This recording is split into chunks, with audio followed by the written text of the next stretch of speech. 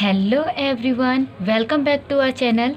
Today in this video session we will do chapter 2 of macroeconomics. So let's start. Basic concept of macroeconomics. Domestic territory. Domestic territory is a very important concept in national income. जो domestic country जो concept बहुत ही important है national income के लिए। National income एक पूरा एक chapter है, उसमें हम समझेंगे। फ़िलहाल थोड़ा सा समझ लेके नेशनल इनकम होता क्या है। The total amount of money earned with in a country. Domestic territory means the political frontiers of a country, means it refer to the geographical boundary of a country including air and water territory. means domestic territory मतलब अगर मैं Indian हूँ तो मेरी domestic country क्या है, India. अगर कोई जापान का पर्सन है, जापान में रहता है, अगर उससे पूछा जाए कि तुम्हारी डोमेस्टिक कंट्री क्या है तो वो क्या बताएगा, उसकी डोमेस्टिक कंट्री जापान है। अब देखते हैं डोमेस्टिक टेरिटरी में क्या क्या जो पॉलिटिकल फ्रंटियर से उसको ऐड किया जाता है। Ships and aircraft owned and operated by normal residents between 2 और मोर कंट्रीज। अब देखते हैं नॉर्मल रेजिडेंट मीन्स होता क्या है। Means those person who stay more than 1 year of a country, जो 1 साल से ज़्यादा एक कंट्री में रह जाए वो क्या होता है, normal resident. For example planes operate किए जा रहे by Air India between Russia and Japan. Russia and Japan के बीच में जो प्लेन्स ऑपरेट किया जा रहा है वो किसका है, एयर इंडिया का। तो ये क्या कहलाएगा कि डोमेस्टिक टेरिटरी है किसका, इंडिया का। ऐसे ही मान लो कोई रसिया का प्लेन है और इंडिया और जापान के बीच में वो काम चल रहा है, ऑपरेट किया जा रहा है, तो वो डोमेस्टिक टेरिटरी किसका कहलाएगा, रसिया का। Fishing vessels, oils and natural gas rigs means container and floating platforms operated by the resident of a country in the international water where they have exclusive rights of operation। तो इसको क्या किया जाएगा, हम इसको डोमेस्टिक टेरिटरी में add करेंगे। जैसे फिशिंग वेसल्स हो गए, ऑयल्स हो गए, नेचुरल गैस वगैरह हो गई। जैसे fishing boats operated by Indian fisherman in international water of Indian Ocean, तो will be considered a part of domestic territory of India. Next is embassies, consulate and military establishment of a country located abroad। अब हम समझते हैं कि embassies का मतलब क्या होता है। जैसे कि ऑफिशियल रेजिडेंस को एम्बेसीज़ बोलते हैं। फॉर एग्ज़ाम्पल हम देखते हैं कि एम्बेसी का मतलब क्या होता है। मानो कि ये इंडिया है, इंडिया का कोई पर्सन है, वो कहाँ गया है, जापान में गया है या यूएसए गया, जापान गया है।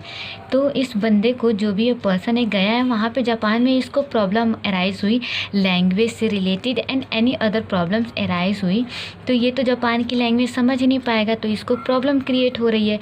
तो इंडिया का जो वो पर्सन है वो क्या करेगा, जापान में इंडियन एम्बेसी होगी, यहाँ पे इंडियन एम्बेसी होगी, वहाँ से जाके कंसल्ट करेगा और ये जो एम्बेसी है क्या करेगी, इसके प्रॉब्लम को सॉल्व करेगी। वैसे ही उस कंट्री में मान लो चाइना का ही बंदा गया है या चाइना का ही जो पर्सन गया है, उसको वहाँ पे प्रॉब्लम आ रही है, तो वो वहाँ पे चाइना एम्बेसी होगी, वहाँ पे चाइना एम्बेसी होगी। हर एक कंट्री में, हर एक कंट्री के अलग अलग एम्बेसीज होती हैं, तो उसको क्या बोलते हैं, एम्बेसीज। यहाँ पे इंडियन जो ऑफिशियल्स वर्कर्स होते हैं वहाँ पे बैठे होते हैं, जो कि इनके प्रॉब्लम्स को क्या करते हैं, सॉल्व करते हैं। अब कॉन्सुलेट क्या होता है, consulate the building in which a consul's duties are carried out. Means जैसे कि कोई भी मान लो इंडिया का पर्सन है, फॉर एग्जांपल वो अपने इंडियन कल्चर को बताने के लिए किसी फॉरेन कंट्री में गया है, तो जो फॉरेन कंट्री में उसको बिल्डिंग दी जाएगी रहने के लिए, ड्यूटीज़ वगैरह जो उस बिल्डिंग दी जाएगी उसको क्या बोलेंगे, कॉन्सुलेट बोलेंगे। For example Indian embassy in Russia, अगर इंडियन एम्बेसी है कहाँ पे, रसिया में, तो वो क्या कहलाएगी, डोमेस्टिक टेरिटरी ऑफ इंडिया। अगर वही रसिया, मान लो रसिया का एम्बेसी कहाँ है, इंडिया में, तो वो डोमेस्टिक टेरिटरी किसकी कहलाती, रसिया की कहलाती। जैसे कि अब इंडियन एम्बेसी कहाँ पे है, रसिया में, तो वो किसकी पार्ट कहलाएगी, इंडिया की पार्ट कहलाएगी। अब देखते हैं डोमेस्टिक टेरिटरी में क्या क्या इंक्लूड नहीं होगा। Embassies, consulates and military establishment of a foreign country. For example जैसे जापानीज़ एम्बेसी कहाँ है? इन इंडिया में। जापानीज़ पहले क्या थी, जो इंडिया एम्बेसी थी वो रसिया में थी, तो वो क्या हो गई? Domestic territory of India. अब मान लो जापानीज़ एम्बेसी है पर कहाँ है? इन इंडिया में है, तो इस आप part of domestic territory of Japan, तो वो डोमेस्टिक टेरिटरी किसकी होगी? जापान की, नॉट इंडिया की। अब international organisation like UNO, WHO etcetera located within the geographical boundaries of a country, तो इसको हम डोमेस्टिक टेरिटरी में इंक्लूड नहीं करेंगे, जैसे कि यूनाइटेड नेशन ऑर्गेनाइजेशन हो गया या वर्ल्ड हेल्थ ऑर्गेनाइजेशन हो गया।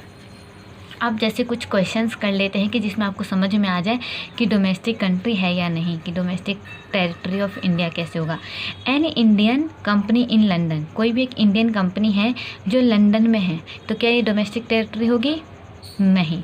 अब माइक्रोसॉफ्ट ऑफिस है, कहाँ पे? इन इंडिया में है, तो वो क्या होगी? ऑब्वियस सी बात है, डोमेस्टिक टेरिटरी होगी इंडिया की। अब कंपनी जो है इन इंडिया में है, बट ओन्ड किसके द्वारा किया जा रहा है? जापानीज़ के थ्रू, तो क्या ये डोमेस्टिक टेरिटरी है? येस, बिकॉज क्योंकि जो कंपनी है वो कहाँ पे इस्टेब्लिश है? इन इंडिया में। Next is office of Reliance industries in New York. अब देखिए रिलायंस इंडस्ट्री जो है तो इंडिया की कंपनी जो ये ऑफिस है, बट है कहाँ? न्यूयॉर्क में, इसलिए ये डोमेस्टिक टेरिटरी नहीं होगी। अब मान लो branch of foreign bank in India, कि जो भी ब्रांच है फॉरेन बैंक का वो कहाँ पे है? इन इंडिया में, तो ऑफकोर्स ये क्या है? डोमेस्टिक टेरिटरी ऑफ इंडिया की। अब जैसे एग्जांपल एम्बेसी का हमने लिया था, इंडियन एम्बेसी कहाँ है? इन जापान में। इंडियन एम्बेसी इन जापान में, तो इंडियन एम्बेसी जापान में है, तो वे क्या होगी? डोमेस्टिक टेरिटरी होगी। जैसे कि हमने यहाँ पे पढ़ा था कि जापानीज़ एम्बेसी कहाँ है? इन इंडिया में है। अब इंडिया में जापान की एम्बेसी है, तो वहाँ के जो पर्सन होंगे वो यहाँ पे सॉल्व करेंगे, तो ये किसकी डोमेस्टिक टेरिटरी हुई? जापान की, नॉट इंडिया। बट यहाँ पे जो इंडियन एम्बेसी है जापान में है, तो वहाँ पे डोमेस्टिक टेरिटरी किसकी हुई? इन इंडिया की। Therefore yes is the answer. Branch of state bank of India जो है, ब्रांच जो है स्टेट बैंक ऑफ इंडिया का, वो कहाँ है? इन चाइना में, तो नो, डोमेस्टिक टेरिटरी नहीं है। रसियन एम्बेसी इन इंडिया, अब रसियन एम्बेसी इन इंडिया में है, तो ये किसकी कहलाएगी डोमेस्टिक टेरिटरी? रसिया की, नॉट इंडिया, तो no is the answer. Total rented its building to Google in America, तो नो, ये भी क्या है? डोमेस्टिक टेरिटरी इंडिया की नहीं है। अब आप देखेंगे नॉर्मल रेजिडेंट क्या है। नॉर्मल रेजिडेंट कौन होते हैं देखते हैं। Normal resident of a country refer to an individual और an institution who ordinarily resides in the country and whose centre of economic interest also lies in that country. Normal resident वो कि किसी country में जब वो 1 साल से ज़्यादा रह जाए, जो कि अपना इकोनॉमिक इंटरेस्ट मीन्स जो भी खाना है, खर्चा है, जो भी वो कमा रहा है, वो सब क्या दे रहा है? उसी कंट्री में दे रहा है, तो हम उसको क्या बोलेंगे? Normal resident. अब देखते हैं following are not included under the category of normal resident. Normal resident में हम क्या क्या इंक्लूड नहीं करेंगे, कि कोई भी फॉरेन टूरिस्ट एंड विजिटर्स आए तो वो तो 1-2 महीने के लिए आए और चले गए, तो ये क्या करेंगे? हम नॉर्मल रेजिडेंट में इंक्लूड नहीं करेंगे। कोई भी फॉरेन स्टाफ है, embassies, officials, diplomats and members of the armed force of a foreign country, तो इसको हम इंक्लूड नहीं करेंगे। ऐसी कोई भी इंटरनेशनल ऑर्गेनाइजेशन है, जैसे कि अभी हमने पढ़ा था WHO, UNO, तो इन सबको हम इंक्लूड नहीं करेंगे। अब जैसे देखिए crew members of foreign vessels, commercial travels and seasonal workers provided their stay in is less than 1 year. मतलब कि क्रू मेंबर्स मीन्स क्या होता है? A group of people who work on and operate ship and craft etcetera, जो अपने daily workers के लिए, काम के लिए अपना काम आते जाते करते हैं, तो उसको हम इंक्लूड नहीं करेंगे नॉर्मल रेजिडेंट में। बॉर्डर वर्कर्स मतलब जैसे कि नेपाल है, नेपाल से इंडिया में जो है बॉर्डर है, तो वर्कर्स आए इंडिया में, कभी भी आए चले गए, तो वो नॉर्मल रेजिडेंट नहीं हुआ। नॉर्मल रेजिडेंट का मतलब वो पर्सन जो 1 साल से ज़्यादा उस कंट्री में रहा और अपना इकोनॉमिक इंटरेस्ट वहीं पे दे रहा हो, मतलब कि जो भी उसका कमाना है, जो भी उसका खाना है, जो भी वो खर्चा कर रहा है, सब कहाँ कर रहा है? उसी कंट्री में कर रहा है, तो वो वहाँ का क्या कहलाएगा? Sorry, normal resident. अब हम देखेंगे सिटीजनशिप और रेजिडेंटशिप में क्या डिफरेंस है। सिटीजनशिप क्या होता है, when a person in born in India he acquire automatic citizenship of India. कोई भी एक पर्सन है इन इंडिया में बोर्न हुआ है, उसका जन्म इंडिया में हुआ है, तो वो ऑटोमेटिक ही क्या है, सिटीजनशिप है इंडिया का, क्या कहलाएगा, वो सिटीजन कहलाएगा। Second point, a person born outside India apply for citizenship and Indian allow him to become Indian citizenship. कोई भी एक पर्सन है, वो क्या हुआ, आउटसाइड द इंडिया क्या हुआ है, बोर्न हुआ है, तो वो सिटीजनशिप के लिए चाहता है इंडियन में, मतलब इंडियन का सिटीजनशिप चाहता है, तो इंडियन लॉ जो है अलाउ कर लेता है और उसको इंडियन सिटीजनशिप दे सकता है। तो सिटीजनशिप के लिए 2 पॉइंट्स है, एक ये और एक ये। एक तो वो बंदा इन इंडिया में जन्म लेता है तो वो ऑटोमेटिकली जो है वो सिटीजनशिप है इन इंडिया का, ठीक है। सेकंड इज़ कि अगर कोई बंदा है जो आउटसाइड द इंडिया उसका जन्म हुआ है और वो सिटीजनशिप लेना चाहता है तो वो आराम से ले सकता है। अब रेजिडेंटशिप का मतलब क्या होता है, an individual is a normal resident of a country if he ordinarily resides in the country for a period more than 1 year, जो मोर देन 1 ईयर रहा उस कंट्री में, and he centre of economic interest also lies in that country.